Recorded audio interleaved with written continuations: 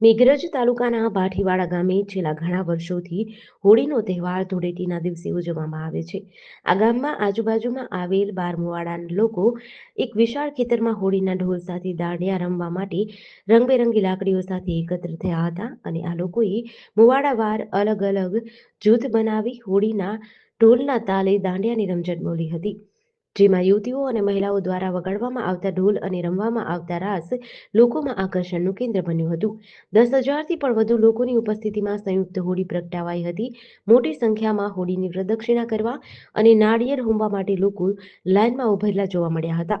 હજારોની સંખ્યામાં હોળીમાં નાળિયેર હોમાયા તથા આ નાળિયેર હોમવાના દ્રશ્ય જોઈ સૌ લોકો આશ્ચર્યચકિત થઈ ગયા હતા. આ સંયુક્ત હોળીના તહેવારને લઈને યુવાનો, વૃદ્ધો, મહિલાઓ સહિત સૌ લોકોમાં અનેરો ઉત્સાહ હતો.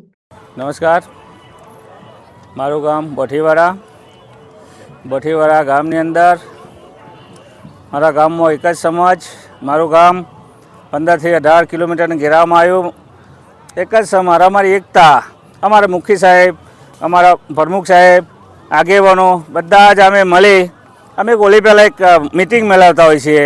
અમારા ગામની એક એકતા છે. ગામ અમારે કોઈ પેલું તેલું નહીં, અમારે બધી એક જ સમાજ છે એટલે એક પણ તાલે રહેતા હોય એટલે અમારે કોઈ પણ સમાજના જે તે વડીલો, છોરા, યુવાનો, બહેનો ઢોલ, નગારા, લાકડીઓ સાથે અમે સુલે શાંતિથી હોળીનો તહેવાર ઉજવ્યો. તમે મિત્રો જોઈ રહ્યા હો કે આ મેળાવડો કેવો સુલે શાંતિથી અમે વિશાળ મોટી સંખ્યામાં અમે ધૂળેટીના દિવસે અમે હોળી પ્રગટાવી રહ્યા છીએ અને અમે શાંતિથી તહેવાર ઉજવીએ છીએ. દર વર્ષની જેમ આ વર્ષે પણ અમારી બોઠીવાડાની હોળી સમગ્રમ તો આ વિસ્તારમાં પ્રચલિત છે. બધે હોળી સાંજે બળે છે રાતે 12 વાગ્યા સુધીમાં, પણ અમારી હોળી એ સવારે લગભગ 11:30ની આસપાસ પ્રગટાવવામાં આવે છે.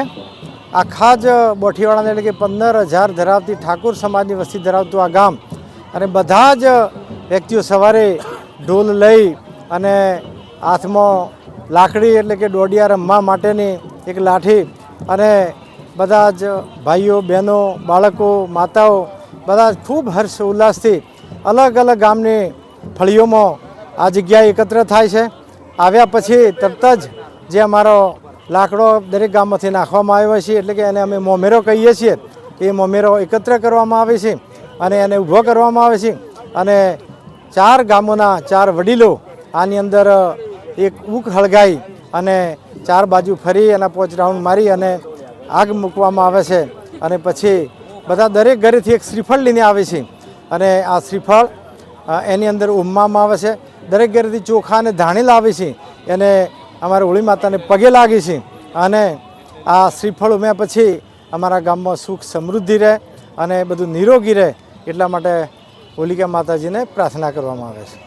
JDC ન્યૂઝ સાથે આશીષ વાળંદ, અરવલ્લી.